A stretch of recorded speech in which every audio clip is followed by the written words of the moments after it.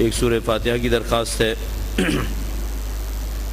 شہید قائد علامہ سید عارف حسین حسینی، شہید علامہ ضیاء الدین رضوی، شہید فضل عباس، تمام شہدائے ملت جعفریہ، شہدائے مسجد حیدری، شہدائے امام بارگاہ علی رضا اور تمام شہدائے اسلام کے لیے ایک سورہ فاتحہ تلاوت فرمائیے۔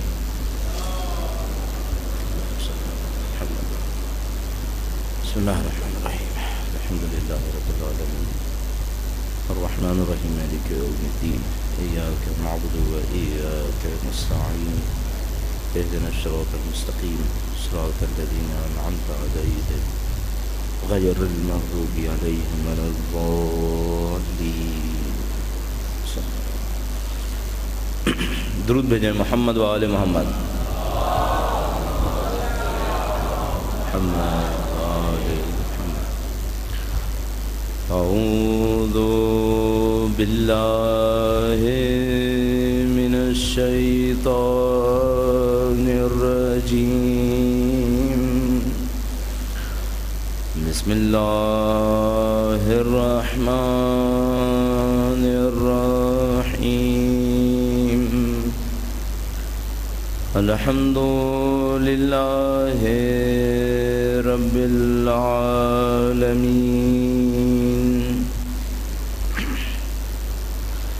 والصلاة والسلام على سید الانبیاء والمرسلین، حبیب الہ العالمین بالقاسم محمد،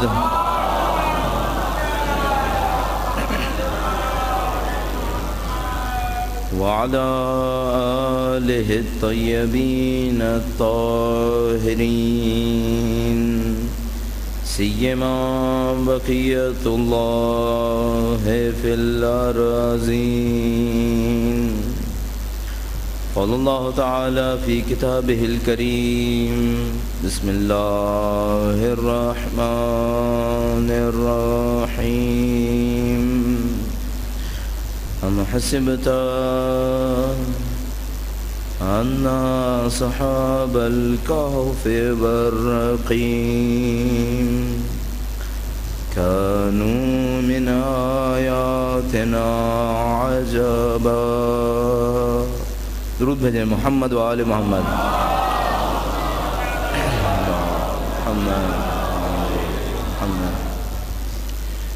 پروردگار عالم نے اپنے دین کے ذریعے سے انسانوں کے اندر ایک خاص بصیرت کو ایجاد کرنا چاہا ہے۔ پروردگار عالم چاہتا ہے کہ انسان اپنے اندر ایک خاص بصیرت ایجاد کرے، اور اس بصیرت کو ہم الہی بصیرت تعبیر کرتے ہیں۔ الہی بصیرت یہ بصیرت ہے کہ جو کچھ دنیا کے اندر انجام پا رہا ہے اور جو کچھ دنیا کے اندر انجام پائے گا، در حقیقت سب کچھ خداوند متعال کی طرف پلٹ کر جائے گا۔ لہذا کلمہ استرجاع انا للہ و انا الیہ راجعون در حقیقت اس توحیدی بصیرت کا بیان ہے۔ ہم سب کے سب خدا کے لیے ہیں، انا للہ و انا الیہ راجعون، اور ہم سب کے سب نے اللہ ہی کی طرف پلٹ کر جانا ہے۔ اس کو ہم کہتے ہیں الہی بصیرت۔ یہ الہی بصیرت یہ کہہ رہی ہوتی ہے کہ دنیا کے اندر جو کچھ بھی انجام پا رہا ہے وہ پروردگار عالم کے ارادے اور اس کی منشا سے انجام پا رہا ہے، اور اس بصیرت کا عروج اس بات کے اوپر ہے کہ ختمی مرتبت سے پروردگار عالم ارشاد فرماتا ہے،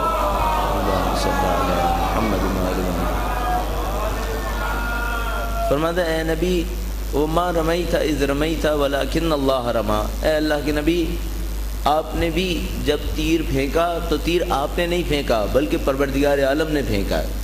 یہ بصیرت اس حد تک پہنچا دیتی ہے انسان کو کہ جو کام با اختیار نظر آتا ہے، با ارادہ نظر آتا ہے، وہ بھی خدا کی طرف سے ہے، اور جو چیز بے ارادہ اور بے اختیار نظر آ رہی ہوتی ہے وہ بھی خداوند متعال کی طرف سے ہوتی ہے۔ اب آپ تصور فرمائیے کہ میرا اور آپ کا نماز پڑھنا در حقیقت میرے اور آپ کے ارادے سے ہے، لیکن در حقیقت خدا کی توفیق سے ہے، اور میرے اور آپ کا مر جانا در حقیقت یوں نظر آتا ہے کہ بے ارادہ اور بے اختیار ہے، لیکن یہ بھی در حقیقت خدا کی توفیق سے ہے۔ لہذا اگر میں اور آپ نماز پڑھتے ہیں تو اس میں ہمیں خداوند متعال کا شکر بجا لانا پڑتا ہے کہ اس نے ہمیں توفیق دی، اور میں اور آپ اگر اچھی موت کی بات کرتے ہیں جو بظاہر بے ارادہ چیز ہے تو ہمیں خداوند متعال سے دعا کرنی پڑتی ہے کہ اے پاک پروردگار اللہم اجعل عواقب امورنا خیرا، اے پاک پروردگار ہماری زندگی کے اختتام کو خوبصورت قرار دے دے۔ چونکہ جو چیز بے ارادہ اور بے اختیار نظر آ رہی ہے، یعنی موت کی جیسی چیز، یہ بے ارادہ اور بے اختیار چیز بھی در حقیقت میرے اور آپ کے اعمال کا نتیجہ ہوا کرتی ہے۔ یعنی اگر ایک انسان دنیا کے اندر زندگی گزارتا ہے تو وہ در حقیقت اپنی موت کی کیفیت کو معین کر رہا ہوتا ہے، اور یہ پروردگار عالم کے حضور طے ہو رہا ہوتا ہے اس کی دنیا کو دیکھتے ہوئے کہ بالآخر اس کی موت کیسی موت واقع ہونی ہے۔ ہمیشہ ذہن میں رکھیے گا، کوئی موت بے ارادہ اور بے اختیار نظر آنے والی بھی اللہ کے بنائے ہوئے قانون سے نکل کر واقع نہیں ہوتی۔ اگر میری موت شہادت کے انداز میں واقع ہو جائے تو یہ اس کمال کی وجہ سے ہے جو میں نے اپنی زندگی میں حاصل کرنے کی کوشش کی تھی، اور اگر میں شہادت سے محروم ہو جاؤں تو یہ در حقیقت اس سعادت کو حاصل نہ کرنے کی وجہ سے ہے جو مجھے مل سکتی تھی۔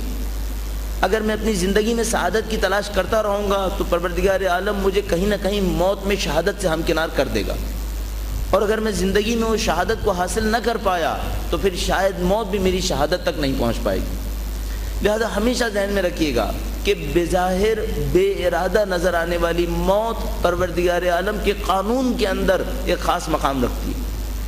لہذا قرآن کریم کے اندر ارشاد فرماتا ہے وَمَنْ قُتِلَ مَظْلُومًا فَقَدْ جَعَلْنَا لِوَلِيِّهِ سُلْطَانًا، جو مظلوم قتل کیا گیا، جو ظلم ہوتے ہوئے دنیا سے رخصت ہو گیا، ہم نے اس کے ولی کے لیے دلیل قرار دے دی، ہم نے اس کے ولی کے لیے طاقت قرار دے دی۔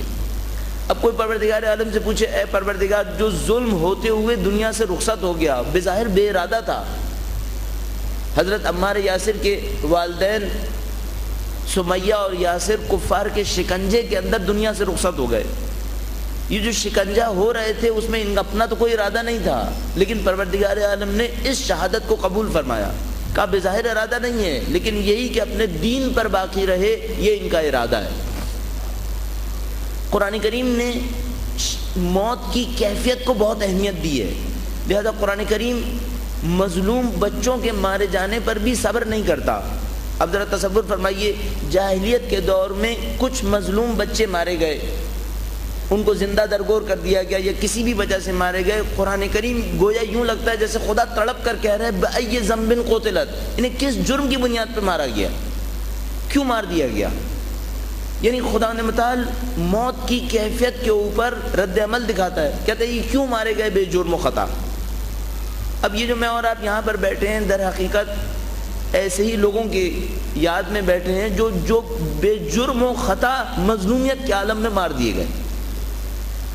ان کی موت کی کیفیت یہ بتا رہی ہے خدا نے متعال نے ان کی زندگی کے اعمال کو قبول کیا ہے، اگر خدا نے متعال ان کی زندگی کے اعمال کو قبول نہ کرتا تو پھر موت کی یہ کیفیت نہیں ہو سکتی تھی۔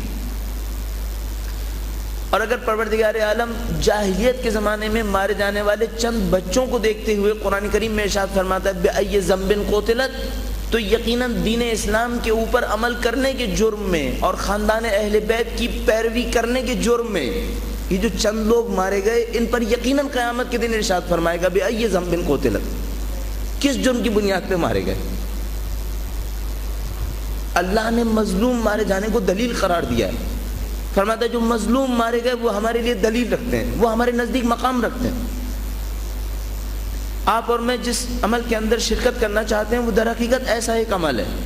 اب یہاں پر بہت سارے سوال ابھرتے ہیں اور بہت سارے سوالوں کا ہمیں نظریاتی طور پر جواب ملنا چاہیے۔ پہلی بات تو یہ ہے کہ یہ سلسلہ بالآخر کب تک رہے گا، کب تک لوگ اس طریقے سے بے جرم و خطا مارے جاتے رہیں گے۔ دوسرا معاملہ یہ ہے کہ کس قسم کے دین میں یہ چیزیں آتی رہیں گی، دین کیسا دین ہو تو یہ معاملہ آتا رہے گا۔ اور تیسرا معاملہ یہ کہ جب یہ معاملہ چل رہا ہوگا تو ہماری قوم کو کس انداز میں اپنے آپ کو تیار کرنا ہوگا۔ میں ان تین مسائل پر آپ کی توجہ متمرکز کروانا چاہوں گا۔ درود بھیجے گا محمد و آل محمد۔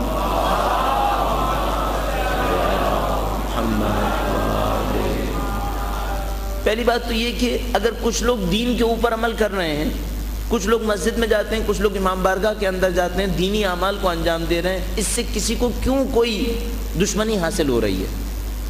یہ ایک بہت بنیادی سوال ہے۔ اس کی وجہ یہ ہے کہ ہم بعض دین ایسے دیکھتے ہیں جن کی کوئی دشمنی نہیں ہے، بعض اسلام کے اوپر عمل کرنے والے ایسے لوگوں کو دیکھتے ہیں جن کی کوئی دشمنی نہیں ہے. ہم اور آپ جانتے ہیں اس کراچی کے اندر دسیوں فرقے زندگی گزار رہے ہیں. بعض فرقے ایسے ہیں جن کی عبادت گاہوں کے اوپر کبھی کوئی حملہ نہیں ہوا, بلکہ بہت اقلیت کے اندر ہے. کیوں ہمارے اوپر حملہ ہے؟ اور اسی کے ساتھ ہمیں دیکھنا ہوگا کب تک یہ کام چلے گا. تو سب سے پہلے اس فکر کو حل کرنے کی کوشش کیجئے, دین دشمنی کیوں لا رہا ہے؟ اگر کوئی اس مسئلے کے اوپر حل کرنا چاہتا ہے تو جا کر دیکھیے اولو العزم انبیاء کیوں دشمنوں کا مقابلہ کر رہے تھے. قرآن کریم نے کیوں حضرت ابراہیم علیہ السلام کے واقعات کو اتنی اہمیت دی ہے؟ قرآن کریم نے کیوں حضرت موسیٰ علیہ السلام کے واقعات کو اتنی اہمیت دی؟ تو ہم جا کر دیکھتے ہیں کہ ان کی زندگی کے اندر ایک مقابلہ ہے. خاندان اہل بیت اطہار علیہ السلام نے 250 سال ظلم کا مقابلہ کیوں کیا؟ دین ایسا دین کیوں ہے ہمارے پاس کہ جس کے اندر ظلم کا مقابلہ ہے؟ اس کی بنیادی وجہ ہے وہ یہ کہ یہ دین وہ دین ہے کہ جو عدل کے اوپر استوار ہے. یہ دین وہ دین ہے جو ظلم کو قبول نہیں کر سکتا. اس دین کی بنیاد میں اگر اصول دین کے اندر عدل ہے تو زندگی کے عام مراحل کے اندر بھی عدل چھپا ہوا ہے. اگر یہ اصول دین کے اندر کہتا ہے خدا عادل ہے, خدا عدل کرنا چاہتا ہے, تو اس اصول دین کو اپنی زندگی میں ترجمہ کرتا ہے, کہتا ہے اس کا مطلب ہے مجھے بھی عدل کرنا ہے اور ظلم برداشت نہیں کروں گا. لہذا تمام انبیاء کرام علیہ السلام کی سیرت طاہرہ ہم سے یہ کہہ رہی ہے کہ نہ ظلم کریں گے اور نہ ظلم برداشت ہونے دیں گے. ظلم قبول نہیں ہے.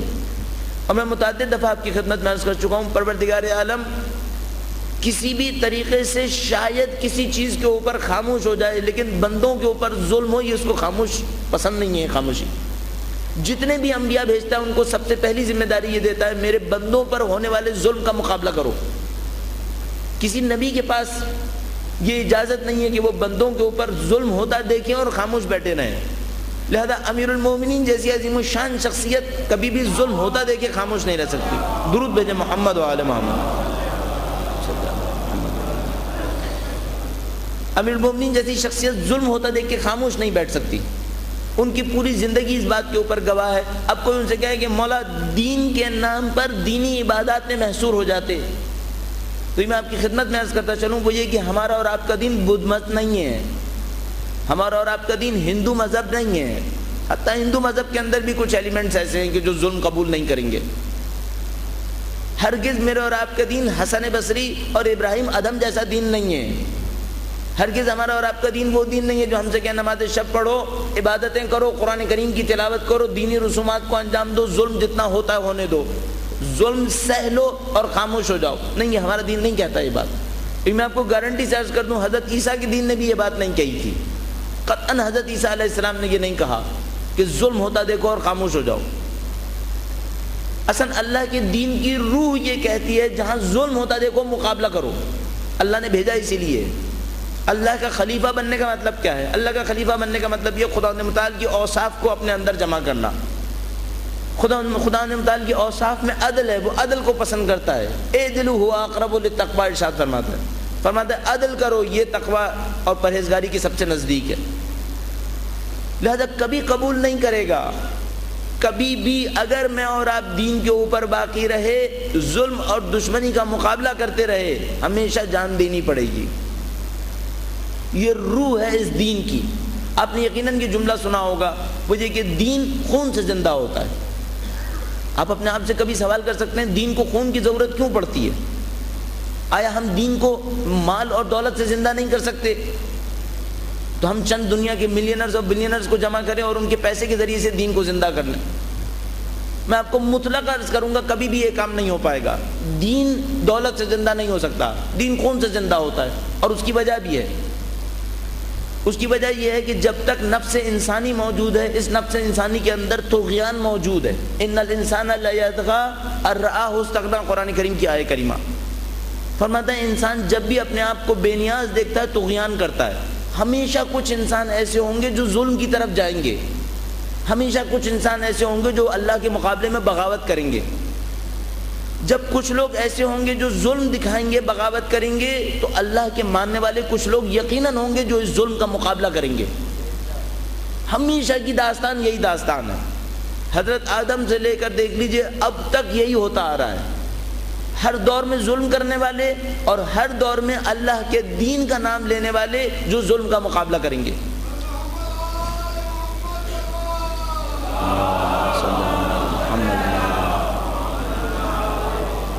البتہ اس دوران بے شمار لوگ ایسے ہوں گے جو تماشائی ہوں گے. اور یہ میں آپ کی خدمت میں عرض کر دوں، شہید قدوسی ارشاد فرماتے تھے، شہید محراب میں سے ایک شہید قدوسی فرمایا کرتے تھے، اس دنیا کے اندر چند لوگوں نے کمال پر پہنچنا ہے، باقی سب تماشائی ہیں. چند لوگوں نے کمال پر پہنچنا ہے، باقی سب تماشائی ہیں. کون لوگ ہیں جنہوں نے کمال پر پہنچنا ہے؟ جنہوں نے اللہ کی دین کی راہ میں اپنی جانوں کا نذرانہ پیش کرنا ہے، انہوں نے کمال پر پہنچ جانا ہے. وہ لوگ کہ جو اپنی زندگی کے ایک ایک لمحے کو اللہ کی دین کی خاطر خرچ کریں گے، یہ کمال کے اوپر پہنچ جائیں گے. باقی لوگ کیا ہیں؟ باقی لوگ تماشائی ہیں، اپنا اپنا کردار ادا کر رہے ہیں. اور یہ فیصلہ مجھے اور آپ کو کرنا ہوتا ہے کہ تماشائی بن کے زندگی گزارنی ہے یا کمال حاصل کرنے والوں کے اندر مل کر زندگی گزارنی ہے. تو ہمیشہ کچھ لوگ ہوں گے جو ظلم کریں گے، ہمیشہ کچھ لوگ ہوں گے جو ظلم کا مقابلہ کریں گے. اب اس کے مقابلے میں دشمن کیا کرے گا؟ دشمن ہمیشہ دھمکیوں اور خوف کا راستہ اختیار کرے گا. یہ جو میں آپ کی خدمت میں عرض کر رہا ہوں، یہ ایسے آفاقی قوانین ہیں جو 6000 سال پہلے بھی مل جائیں گے آپ کو، 600 سال پہلے بھی مل جائیں گے، 6 دن پہلے بھی ملیں گے. اللہ کے دین کے دشمن ہوں گے، اللہ کے دین کے حامی ہوں گے. اللہ کے دین کا دشمن ہمیشہ ظلم اور خوف کا سہارا لے گا. وہ ظلم مچائے گا، خوف پھیلائے گا، دہشت پھیلائے گا، تاکہ کمزور دل والے میدان سے باہر چلے جائیں. اب طاقتور دل والے میدان میں رہ جائیں گے. یہ دشمن کا ابدی حربہ ہے. اگر فرعون کو جادوگروں کو لٹکانا ہی تھا، فرعون کو جادوگروں کو قتل کرنا ہی تھا، تو کہتا میں تمہیں قتل کر دوں گا. کیوں؟ اس نے کہا کہ میں تمہیں کھجوروں کے درخت پہ لٹکاؤں گا، تمہارے ہاتھ پاؤں الٹی طرف سے کاٹ کے باندھ دوں گا. خوف بٹھانے کے لیے جادوگروں کو کہتا میں تمہیں قتل کر دوں گا. کیا یہ کافی نہیں تھا؟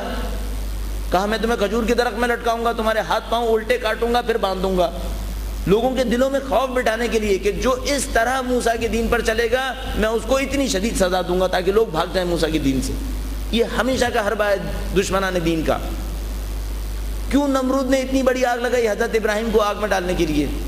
خاموشی سے آگ میں ڈال دیتا، لیکن چاہتا تھا خوف بٹھائے لوگوں کے دلوں کے اوپر. آج تک دشمن یہی کر رہا ہے. امیر المومنین کے زمانے میں بھی یہی کیا. کیوں خاندان اہل بیت اطہار علیہ السلام کو میدان کربلا میں اس طرح ظلم و ستم کا نشانہ بنایا؟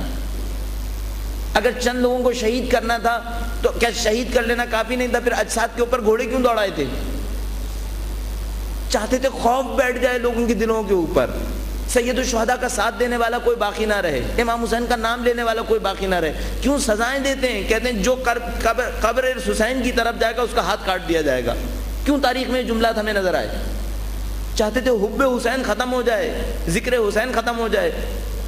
کیوں ہماری مسجدوں اور ہماری مجالس کے اندر بم دھماکے کیے؟ اب سمجھ میں آ رہا ہے آپ کو؟ تسلسل ہے یہ.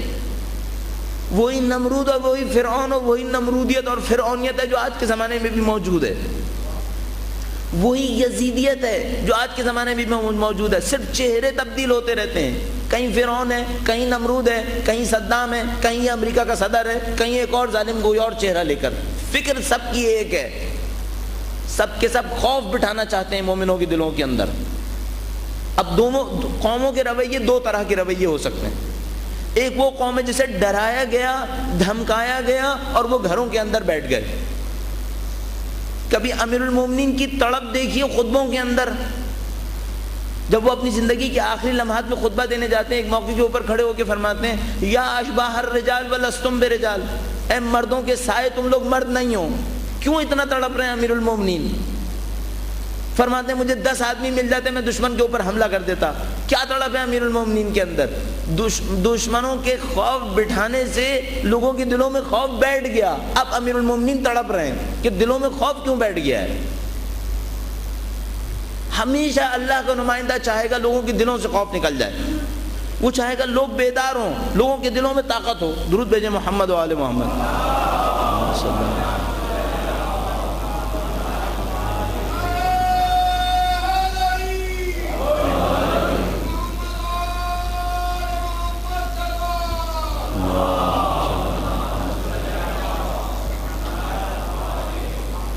بس ہمیشہ دشمن کی خواہش یہی ہوگی. اور میں متعدد دفعہ یہاں پر عرض کر چکا ہوں، ابھی بھی عرض کروں گا اس مجمع کو دیکھتے ہوئے، وہ یہ کہ آپ ہمیشہ ذہن میں رکھیے گا کبھی بھی دشمن آپ کو قتل کر کے نہیں مار سکتا.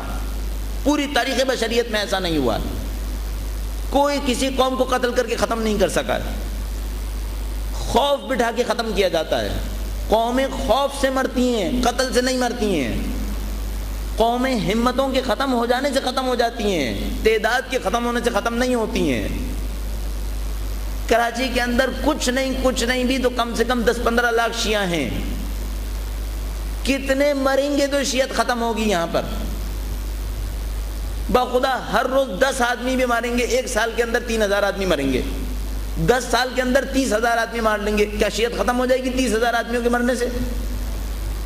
یقیناً ختم نہیں ہوگی، لیکن جس دن خوف پھیل گیا اس دن 10 آدمیوں کے مرنے سے بھی ختم ہو سکتی ہے۔ حکمت عملی صرف خوف پھیلانا ہے، دہشت پھیلانا ہے۔ ان تمام بموں کی کارروائیوں کے پیچھے اور کوئی حکمت عملی نہیں ہے سوائے خوف بٹھانے کے۔ اب اس کا راہ حل کیا ہے اور یہ کب تک چلے گا؟ ابدی معاملہ ہے، دائمی معاملہ ہے۔ آپ کی خدمت میں عرض کر رہا ہوں، اگر کوئی مجھ سے یہ کہنا یہ سلسلہ تھا جو اب رک گیا، میں کہوں گا یقین مانو یہ سلسلہ کبھی نہیں رکے گا، یہ ہمیشہ چلے گا، صرف تصویر تبدیل ہوتی رہے گی۔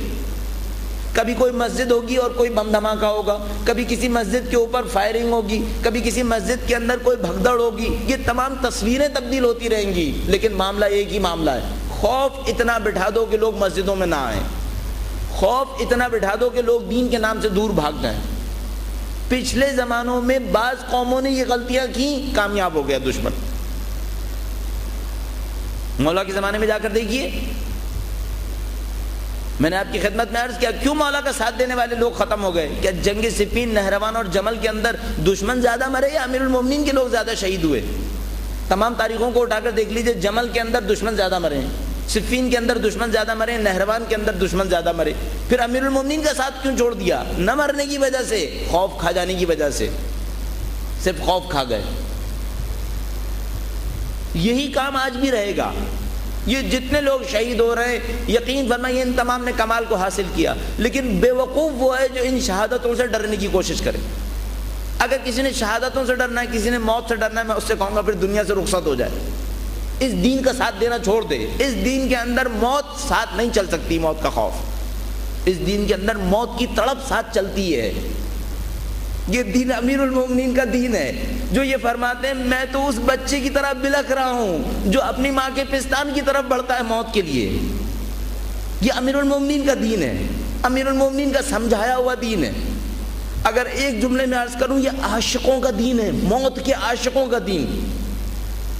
ہم اور آپ یا حسین کرتے ہیں۔ ظہر کے موقع پر سید الشہداء کے انصار نے جب حملہ کیا دشمن کے اوپر، سید الشہداء وہ عاشق تھے موت کے، شہادت کے، خود تڑپ اٹھے اور کہنے لگے اصبروا یا اہل الکرام، اے میرے با کرامت ساتھیوں ذرا سا صبر کرو، اتنی جلدی نہ دکھاؤ موت تک پہنچنے میں۔ اصبروا یا اہل الکرام، یہ اہل کرامت لوگوں کی زندگیوں کے دین ہے۔ یہ لوگ موت کے عاشق ہیں یہ۔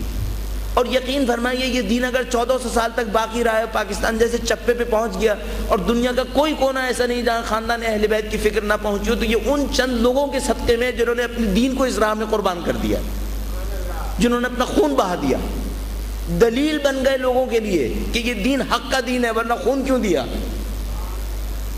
یہ ہے اس دین کی حقانیت۔ یہ دین پہلا ہی خون دینے سے ہے۔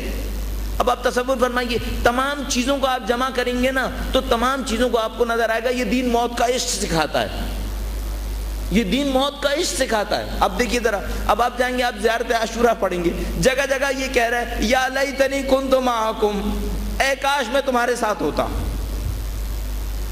کس بات میں خواہش ہے ساتھ دینے کی؟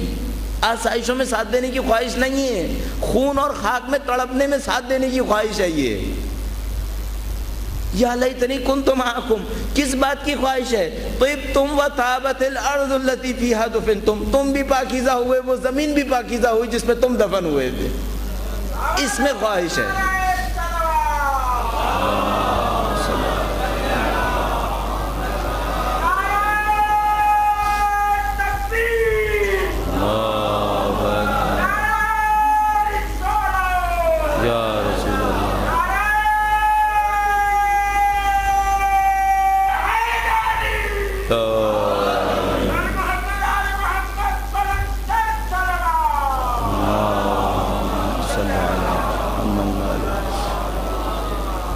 آپ مسلسل دیکھیں گے پوری تاریخ کے اندر جہاں جہاں سید الشہداء کا نام جائے گا وہاں وہاں لوگوں کے اندر موت کی تڑپ بڑھتی چلی جائے گی، لوگ موت کے لیے بےتاب ہوتے چلے جائیں گے۔ وہ سید الشہداء کا نام ہی ایسا نام ہے، شہیدوں کا سردار ہے۔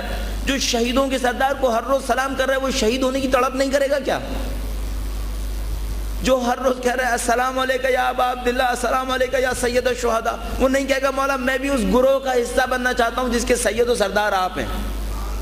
خود شہادت مانگے گا وہ تو، پھر شہادت کے لیے بلکے گا یقین فرمائیے میں نے اپنی آنکھوں سے لوگوں کو راتوں کو روتے دیکھا ہے، خدایا شہید کیوں نہیں ہوئے آج کی رات تک، اپنی آنکھوں سے دیکھا ہے، جو شہادت کی تڑپ میں ہر رات روتے تھے کہ خدایا ایک رات اور شہادت سے کیوں محروم کر دیا تو نے، کیوں میرا نمبر نہیں آیا ابھی تک۔ یہ مکتب ہے اہل بیت اطہار علیہ السلام کا، یہ معجزات دکھانے والا مکتب ہے، ان لوگوں نے اس مکتب کو زندہ رکھا ہے۔ اور یہ یقین فرمائیے کہ جو کچھ دنیا کے اندر ہو رہا ہے یہ صرف کھیل ہے ان لوگوں کے لیے جو شہادت کے آرزو میں زندگی گزار رہے ہیں۔ یہ کھیل سے زیادہ اہمیت نہیں دیتے ان تمام چیزوں کو۔ ابھی ہم سے کوئی کہتا ہے امریکہ یہاں پہنچ گیا، امریکہ وہاں پہنچ گیا، جا کے ان سے پوچھے جو شہادت کے عاشق ہیں ان سے پوچھے یہ کیا ہو رہا ہے۔ ان کے نزدیک ان کی حیثیت مچھر کے برابر بھی نہیں ہے، مچھر پر مارتا ہے اتنی بھی حیثیت نہیں ہے امریکہ کی۔ کیا کوئی خدا سے ٹکرا سکتا ہے؟ کیا کوئی اللہ کے نمائندے سے ٹکرا سکتا ہے؟ کیا کوئی امام زمانہ سے ٹکرا سکتا ہے؟ تو کیا حیثیت ہے اس شیطان کی کہ جو دنیا کے اندر آج اپنی طاقت کا مظاہرہ کرتے ہوئے سمجھ رہا ہے کہ دین اسلام کو نابود کرنے آیا ہے؟ کیا یہ دین اسلام کا وارث نہیں ہے؟ کیا یہ پورا نظام شمسی اور پوری کائنات اس وارث کے ارادے کے اوپر نہیں چل رہی؟ تو یہ امریکہ کیا سمجھتا ہے کہ یہ دین کو نابود کر لے گا؟ اس پوری کائنات کا محور ہے، اس پوری کائنات کا مرکز ہے ہمارا امام، اس کے ہاتھ میں سب کچھ ہے، اس کی حیثیت کیا ہے؟ امیر المومنین کیا نہیں فرماتے تھے ینحدر عن السیل ولا یرقى الی الطیر، مجھ سے وجود کے چشمے جاری ہوتے ہیں، بلند پرواز پرندے مجھ تک پر نہیں مار سکتے۔ ان کا وارث ہے یہ امام، کون ٹکرا سکتا ہے امام زمانہ سے؟ کیا اجازت دیں گے کہ اس طرح دین نابود ہو جائے؟ یقین فرمائیے مچھر کے پر کے برابر بھی حیثیت نہیں ہے ان کی۔ اور کچھ دور نہیں ہوگا شاید کہ جب وہ عاشق امام ظاہر ہوں گے اور خود امام علی مقام کا وجود مقدس اس دنیا کے اندر ظاہر ہوگا، پھر آپ خود دیکھیں گے اپنی آنکھوں سے، اگر خدا نصیب کرے ہم لوگوں کو۔ کوئی حیثیت نہیں ہے ان چیزوں کی۔ اگر ہم سے کوئی پوچھے امام تشریف لائیں گے ٹیکنالوجی کون سی ہوگی، لوگ کیسے جمع ہوں گے، میں کہوں گا یہ ہے مکانہ سوال ہے، یقین فرمائیے کر لیجئے، یہ سوالات آپ کے ذہن میں آتے ہیں تو کر لیجئے، لیکن در حقیقت ان سوالات کی کوئی اہمیت نہیں ہے۔ ہم اس امام کے وجود مقدس کی تاثیر کو سمجھ نہیں پا رہے ہیں، ہم اس امام کو دیے جانے والے اللہ کی طرف سے ارادے اور اجازت کو سمجھ نہیں پا رہے ہیں۔ اگر سابقہ زمانے میں پروردگار عالم نے بعض ائمہ کو اجازت دی اور انہوں نے تصویروں کے اوپر بنے ہوئے شیروں سے کہا کہ کسی جادوگر کو کھا لیں، تو یہ امام انہی اماموں کا وارث ہے۔ کیوں نہیں سمجھ رہے اس بات کو؟ ہم اس دفعہ ارادے اور اذن الہی کے ساتھ تشریف لائیں گے اس دنیا کے اندر۔ یہ طاقتیں کیا طاقتیں ہیں، ان کی حیثیت کیا ہے اس دنیا کے اندر؟ اب آپ آ کر آگے دیکھیے، یہ جو کچھ یہاں پر انجام پا رہا ہے یہ کسی بڑی تبدیلی کی سمت لے جانے کے لیے ہے۔ 25 سال پہلے 30 سال پہلے اس قوم کے اندر عشق اور شہادت کی طلب اتنی زیادہ نہیں تھی، اب کیوں اتنی زیادہ ہے؟ اور ہم اکیلے تھوڑی ہیں پوری دنیا کے اندر۔ آپ پوری دنیا کے اندر جا کر دیکھیے دنیا کے نقشے کو، 30 سال پہلے کیا یہ نقشہ تھا؟ 30 سال پہلے آپ لبنان جاتے اور اہل بیت کے ماننے والوں کو دیکھتے تو آپ دیکھتے گمراہی کے اندر مبتلا تھے۔ آپ عراق کے اندر جا کر دیکھتے تو آپ کو کوئی اسلامی تحریک کا اثر کم نظر آتا۔ آج جا کر دیکھیے پوری دنیا کے اندر ایک جوش و ولولہ اٹھا ہوا ہے، پوری دنیا کے اندر عاشقان اہل بیت اطہار علیہ السلام پوری دنیا کے ظالموں اور جابروں کو للکار رہے ہیں۔ ان باتوں کے اوپر غور فرمائیے اور دیکھیے یہ ہوا کس طریقے سے ہے۔ اگر ہم بار بار مثال دیتے ہیں حزب اللہ لبنان کی تو اس کی ایک خاص وجہ ہے، دنیا کی دنیاوی طاقت کا محور اسرائیل کے اندر جمع ہوا تھا، معنویت اور روحانیت کا محور حزب اللہ کے چند جوانوں کے اندر اس خطے کے اندر جمع ہو گیا تھا۔ ان جوانوں نے معنویت اور روحانیت کی طاقت کے اوپر اس مادی دنیا کے طاقتور ترین دشمن کو شکست دے دی۔ اس مطلب کو غور فرمائیے، اور جب آپ جا کر دیکھیں گے کہ ان کی پوری تربیت کے اندر اساس کیا ہے، حزب اللہ کی تربیت کے اندر بنیاد کیا ہے؟ تو بخدا آپ ان کی بنیاد کے اندر جاکیں گے عشق اہل بیت اطہار علیہ السلام دیکھیں گے.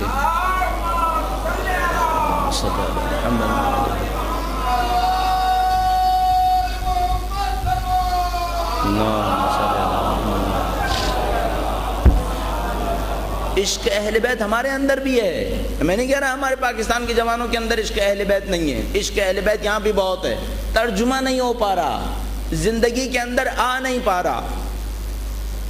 جس دن ہمارے جوانوں کو یہ بات سمجھ میں آ گئی کہ اگر سیدہ نے اسلام کی خاطر دروازے کے پیچھے وہ قربانی دی ہے تو ہر جوان قربانی دے گا. یہ بات سمجھ میں نہیں آ کے دے رہی ہمیں کہ بی بی نے عظیم الشان قربانی کیوں دی تھی. ہمیں ابھی تک سمجھ میں نہیں آ رہا ہے کہ امام حسن علیہ السلام نے اپنے سبز تابوت کے اوپر اتنے تیر کیوں کھائے ہیں, پھر میرے جسم کے اوپر تیر کیوں نہ لگیں. ہمیں یہ بات سمجھ میں نہیں آ رہی ہے. ابھی ہم ڈھونڈ نہیں پا رہے کہ وہ جگہ کہاں ہے جو قربانی کی جگہ ہے. میں آپ کو یقین سے کہہ رہا ہوں ہمارے جوانوں کو جب یہ چیز سمجھ میں آ جائے گی, آہستہ آہستہ سمجھ میں آنا شروع ہو رہی ہے. جس وقت ہمارے جوانوں کو یہ بات سمجھ میں آئے گی, پورے دنیا کی بہترین شہادتیں, پوری دنیا کی بہترین اسلامی قربانیاں ہمارے جوان دیں گے. ان کے اندر عشق ہے خاندان اہل بیت اطہار علیہ السلام کا, لیکن ہم ترجمہ نہیں کر پائے, ہم اس کو زندگی کے عملی میدان کے اندر نہیں لے کے آ پائے. اور یہ یقیناً ہوگا. آپ دیکھیے گا, میں جب بھی اپنے ذہن میں سوچتا ہوں کہ یہ وہ قوم ہے جو 1200 سال سے یا حسین کر رہی ہے, خدا نے یہ کام کیوں کروایا ہے. 1200 سال سے عزاداری ہو رہی ہے یہاں پر. کیوں 1200 سال سے یہاں پر عزاداری ہو رہی ہے؟ پروردگار عالم کچھ تو چاہتا ہے کہ اس نے سید الشہداء کا نام زندہ رکھا ہے. یہ باتیں ہمیں سمجھ میں آئیں گی آہستہ آہستہ. یہی جو شہادتیں ہو رہی ہیں, یہی شہادتیں آہستہ آہستہ ان تمام چیزوں کو جمع کریں گی. بس اگر کوئی یہ کہتا ہے کہ یہ سلسلہ ایک لمحے کے لیے شروع ہوا تھا, اب رک گیا, اب ختم ہو گیا, میں کہوں گا نہیں, کبھی ختم نہیں ہوگا. یہ شہادتوں کا سلسلہ رہے گا, اپنی تصویر بدلتا رہے گا, اور اس سال اور اگلے سال معاملہ سخت سے سختر ہوتا چلا جائے گا. اب آپ کہیے یہ پیشن گوئیاں یا کیا ہیں؟ یہ وقت ہے جو نظر آ رہا ہے کہ معاملہ سخت ہونے کی طرف جائے گا.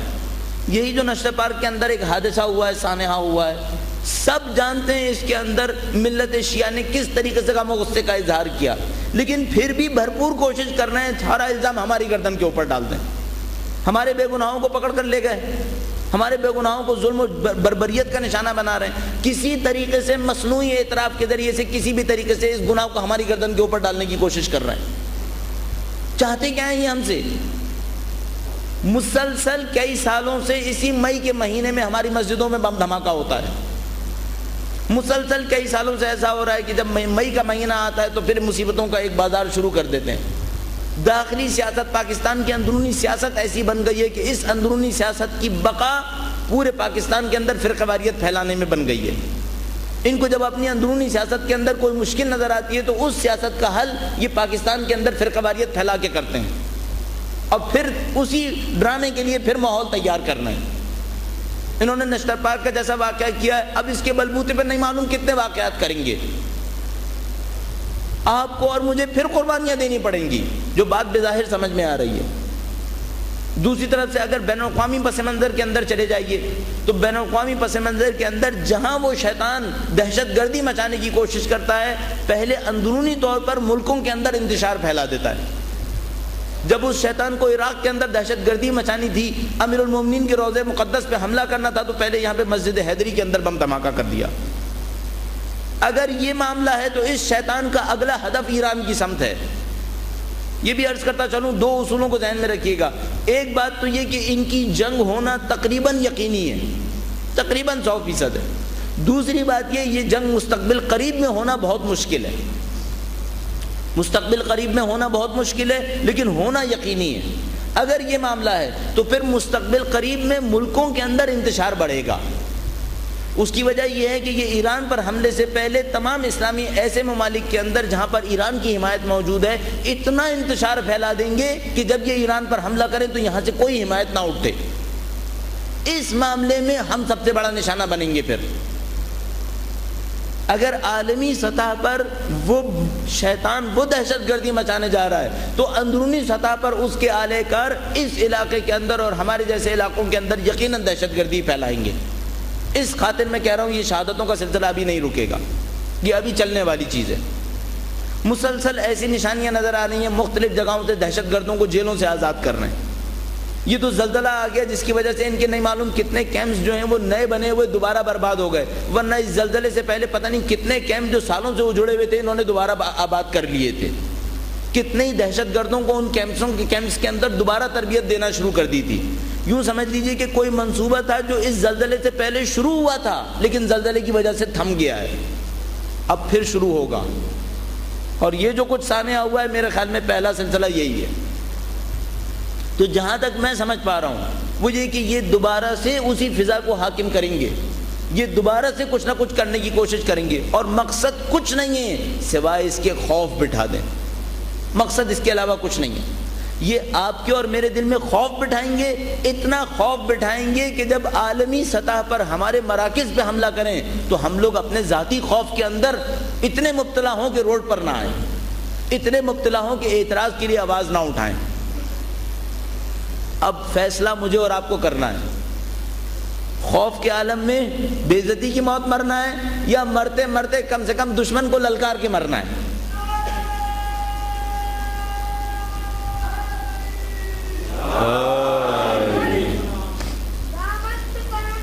علی علی علی علی علی علی علی علی علی علی علی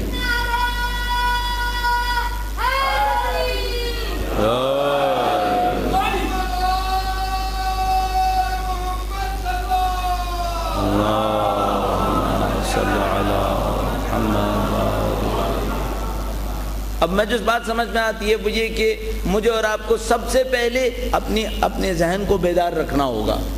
یہاں حوادث جب آنا شروع ہوتے ہیں تو ہماری جو سب سے بڑی کمزوری واقع ہوتی ہے وہ ذہنوں کا مفلوج ہو جانا ہے۔ پہلا کام ذہنوں کا بیدار رہنا ہے۔ حوادث نے تو آنا ہے، اس پہ مطمئن رہیے کہ حوادث نے آنا ہے۔ جتنا اس قوم کے اندر بیداری بڑھے گی اتنا اس قوم کے اوپر مصیبتیں زیادہ ٹوٹیں گی، اس بات کو طے شدہ سمجھ لیجیے۔ دیکھیے آپ دشمن سے غافل ہو سکتے ہیں، دشمن آپ سے غافل نہیں ہوگا۔ آپ دشمن کو چیلنج کریں یا نہ کریں دشمن آپ کو چیلنج کرے گا۔ آپ یہ کہیے ہم دین حاصل کریں گے، ہم بیداری حاصل کریں گے، ہم اہل بیت کے راستے پر چلیں گے، دشمن ہمیں کچھ نہ کہے، یہ نہیں ہو سکتا۔ جیسے ہی آپ کے اندر شعور بڑھے گا وہاں سے دشمن کے حملات بڑھنا شروع ہو جائیں گے۔ اس کے مقابلے میں آپ کو اور مجھے بیداری دکھانی ہوگی۔ بیداری کس بات کی؟ سب سے پہلے اگر مادی طور پر بات کرتے ہیں اپنے حفاظتی امور کے اوپر خاص توجہ دیجیے۔ اگر ہم لوگوں کے ایک حادثہ پیش آتا ہے تو حفاظتی امور کے اوپر تاکید بڑھ جاتی ہے۔ جب اس حادثے کو کچھ عرصے گزر جاتا ہے تو ہم خود بخود اپنے اندر سست پڑنا شروع ہو جاتے ہیں۔ اپنے حفاظتی امور کے اوپر سختی دکھائیے۔ اس کے بعد دوسرا معاملہ یہ جب کوئی سانحہ اور حادثہ پیش آئے پہلے سے چیزیں ہمارے پاس تیار ہونی چاہیے کہ کس طریقے سے ہم اپنے دوست احباب کی مدد کر سکیں۔ یہ میں آپ کو عرض کرتا چلوں کچھ تو وہ چیزیں ہوتی ہیں جو خدا خود سے کروا دیتا ہے۔ آپ جانتے ہیں میں نے اور آپ نے اچھی طرح دیکھا جب سانحہ مسجد حیدری کے اندر پیش آیا تو مسلسل لوگ بتا رہے تھے کہ لوگوں نے خود سے روڈ کا ایک حصہ خالی کروا دیا تھا تاکہ ایمبولینسز جا سکیں۔ کچھ کام تو جو خدا خود سے کروا دے گا لیکن ہمیں اپنے طور پر بھی تیار ہونا چاہیے۔ وہ زمانہ جس زمانے بم دھماکے ہونا شروع ہوئے تھے کچھ گروپس ایسے تیار ہوئے تھے کہ اگر کہیں پہ حادثہ ہو تو ہم فوراً پہنچ جائیں۔ میں کہوں گا عزیزان محترم سستی مت دکھائیے گا، اگر ایسے کچھ لوگ تیار ہوئے تھے تو اب اپنی تیاری کو شدت پکڑ لیں، کیونکہ اگر جو مجھے سمجھ میں آ رہا ہے وہ یہ کہ اب یہ سلسلے دوبارہ شروع ہوں گے۔ خاص کر پھر میں عرض کروں گا اگر اگلے سال اس ملک کے اندر انتخابات ہونے اور اگلے سال یا اس سے اگلے سال ایران کے اوپر حملے کی بات ہونی ہے تو تمام عوامل یہ کہہ رہے ہیں یہاں پر حادثات بڑھیں گے۔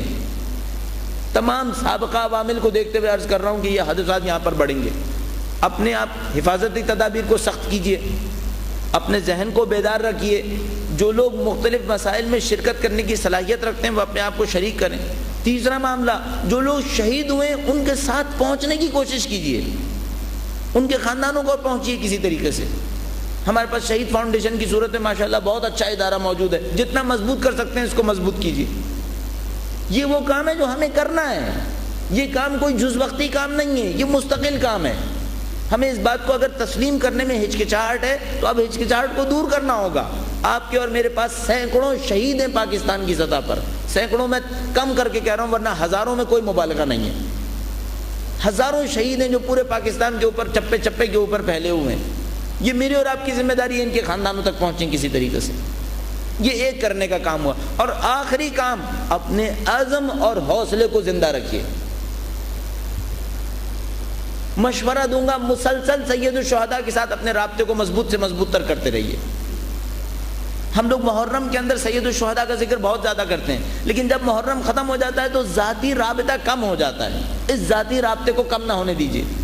اپنے تنہائیوں میں سید الشہداء کو یاد کیجیے, تنہائیوں میں امام حسین کا ذکر کیجیے. یقین فرمائیے پھر آپ اپنے دل کے اندر حرارت دیکھیں گے شہادت کے لیے. اپنی تنہائیوں میں یاد کیجیے سید الشہداء کو. اور اگر میں مشورے کے طور پر کہوں تو بعض اوقات ذکر کیجیے اپنے دل کے اندر, اپنی تنہائیوں میں, کہ جب حسین چلے گئے تو یتیم اہل بیت کے ساتھ کیا ہو رہا تھا. کبھی کبھی ان مناظر کے اوپر تنہائیوں میں بھی غور کیجیے. ہم اور آپ تو مجالس کے اندر مصائب کے طور پہ تذکرہ کرتے ہیں, لیکن آپ تنہائیوں میں ذکر کیجیے. کبھی جب آپ زیارت پڑھنے کھڑے ہوئے ہیں, زیارت پڑھنے سے پہلے ذرا سی دیر کے لیے بیٹھ جائیے اور سوچئے یہ اس حسین کی زیارت پڑھ رہے ہیں جس کے یتیم بچے کربلا کی زمین کے اوپر شام غریبہ کے دن ادھر ادھر پھر رہے تھے, کوئی پوچھنے والا نہیں تھا.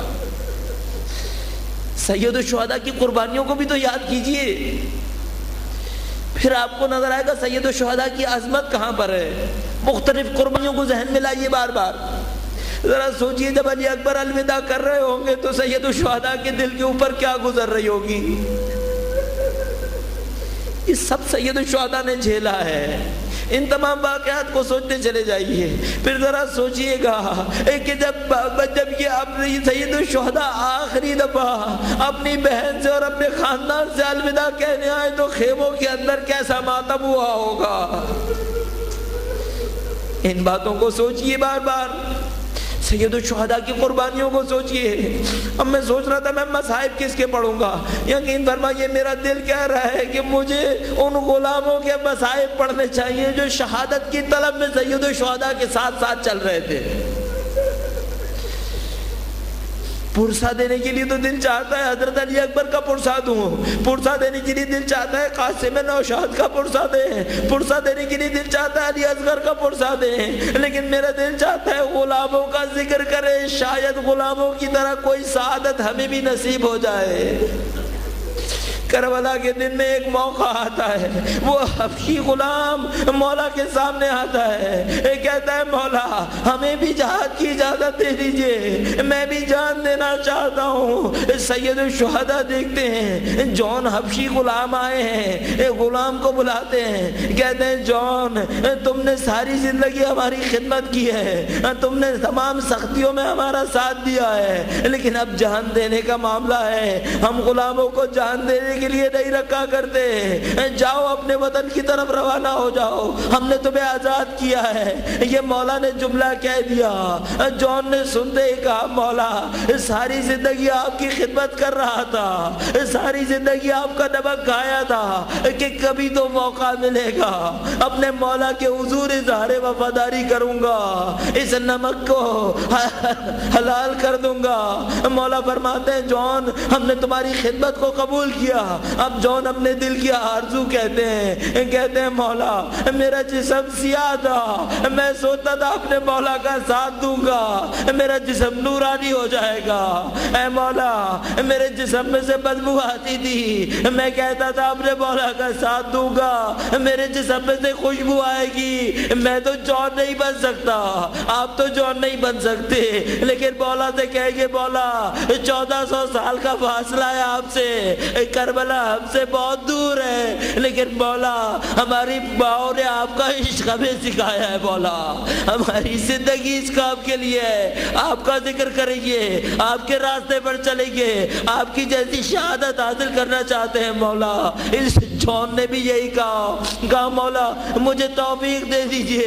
اتنا لب کے اتنا گڑ گڑائے, سید الشہداء نے اجازت دے دی. اب میں آپ سے کہوں گا دیکھو جون نے طریقہ سمجھا دیا ہے, اگر مانگنے میں شدت دکھاؤ گے تو اسے شہادت دے دیتے ہیں, زمین پر گرے، اصحاب کھڑے ہوئے، کہا مولا ہم جون کا لاشا لے کر آئے۔ سید الشہداء نے کہا بیٹھ جاؤ، یہ غلام میرا غلام ہے، جون کا لاشا میں خود لے کر آؤں گا۔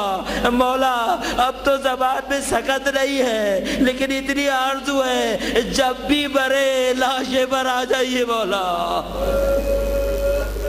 ہم میں سکت نہیں ہے اس دعا کے لیے، لیکن مولا آرزو پر تو پابندی نہیں ہے، بس یہ آرزو ہے جب بھی مرنے لگے ہمارے لاشے پر بھی آ جائیے گا۔ بس وہ زمین پر گرے، مولا تشریف لائے، جون کے سر کو اٹھایا، اپنے زانوں پر رکھا، جون نے آنکھیں کھول دی، اب دیکھا کہ جس زانوں پر علی اکبر کا سر تھا اس زانوں پر جون کا سر ہے۔ مسکرا اٹھے، اب جو مسکرائے، سید الشہداء نے ہاتھ اٹھائے، کہا اے پروردگار اس جون نے ہماری راہ میں جان دی ہے، خدایا اس کے جسم کو خوشبو ڈال دے، اے پروردگار اس کے جسم میں نورانیت ڈال دے۔ میں کہوں گا اے پاک پروردگار ہم میں تو سکت نہیں ہے، لیکن تیرے حضور التجا کرتے ہیں کہ جو ہمارے شہید ہو گئے، اے پاک پروردگار ان شہداء کو جون جیسے شہداء کربلا کے ساتھ محشور فرما۔ اے پاک پروردگار تجھے واسطہ محمد و آل محمد کا اس خلیل سی عبادت کو قبول فرما۔ اے پاک پروردگار تجھے واسطہ محمد و آل محمد کا ان کی نورانیت سے ہمارے قلوب کو منور فرما۔ اے پاک پروردگار تجھے واسطہ محمد و آل محمد کا دنیا اور آخرت میں اہل بیت کی ہمراہی نصیب فرما۔ اے پاک پروردگار تجھے واسطہ محمد و آل محمد کا ان کے چاہنے والے دنیا میں جہاں کہیں بھی ہوں تو ان کی جان مال عزت و آبرو کی حفاظت فرما۔ اے پاک پروردگار تجھے واسطہ محمد و آل محمد کا اس دنیا میں ہماری زندگی کا اختتام اہل بیت کی راہ میں شہادت قرار فرما۔ اے پاک پروردگار ہمارے شہداء کو شہداء کربلا کے ساتھ محشور فرما۔ اے پاک پروردگار تجھے واسطہ محمد و آل محمد کا ان کے پسماندگان کو صبر جمیل عنایت فرما۔ اے پاک پروردگار ہماری قوم کے اندر شہادت کی طلب کو روز بروز افزون فرما۔ اے پاک پروردگار تجھے واسطہ محمد و آل محمد کا وہ روضات مقدس، وہ تمام مقامات جو دین اسلام سے منسوب ہیں، پاک پروردگار ان تمام مقامات مقدسہ کا تحفظ فرما۔ اے پاک پروردگار جو ظالم اور جو جابر ان مقامات مقدسہ کے خلاف سازشیں انجام دے رہے ہیں، پاک پروردگار ان ظالموں کو جلد از جلد واصل جہنم فرما۔ اے پاک پروردگار تجھے واسطہ محمد و آل محمد کا دین اسلام، پرچم اسلام کو عزت و سربلندی عنایت فرما۔ پرچم اسلام کو دنیا کے کونے کونے تک پہنچانے کی توفیق عنایت فرما۔ اے پاک پروردگار تجھے واسطہ محمد و آل محمد کا ان شہداء کا واسطہ ہے، پاک پروردگار سید السردار مولا اور آقا وارث خون کربلا امام زمانہ علیہ السلام کے ظہور میں تعجیل فرما۔ ہمیں ہماری تمام نسلوں کو نسلاً بعد نسلاً قیامت تک خاندان اہل بیت کی نصرت کرنے والوں میں سے قرار فرما۔ ایک سورہ فاتحہ اور 3 مرتبہ سورہ اخلاص ان تمام شہداء کے لیے کہ جو اسلام کے نام پر شہید ہوئے، اور وہ تمام شہداء جو اس قوم سے شہید ہوئے، اور بالاخص یہ چند اسامی شہید علامہ عارف حسین حسینی، شہید علامہ ضیاء الدین رضوی، شہید فضل عباس، تمام شہداء ملت جعفریہ، شہداء مسجد حیدی، شہداء امام بارگاہ علی رضا اور تمام شہداء اسلام کے لیے ایک سورہ فاتحہ اور 3 مرتبہ سورہ اخلاص تلاوت فرمائیے۔ بسم اللہ الرحمن الرحیم، الحمدللہ رب العالمین، الرحمن الرحیم، مالک یوم الدین، ایاک نعبد و ایاک نستعین، اهدنا الصراط المستقیم، صراط الذین انعمت علیہم غیر المغضوب علیہم ولا الضالین۔ بسم اللہ الرحمن الرحیم، قل هو اللہ احد اللہ الصمد لم یلد ولم یولد ولم یکن له کفوا احد۔ بسم اللہ الرحمن الرحیم، قل هو اللہ احد اللہ الصمد لم یلد ولم یولد ولم یکن له کفوا احد۔ بسم اللہ الرحمن الرحیم، قل هو اللہ احد اللہ الصمد لم یلد ولم یولد ولم یکن له کفوا احد۔ اللهم صل علی محمد و علی محمد۔ درود بھیجیں محمد و آل محمد۔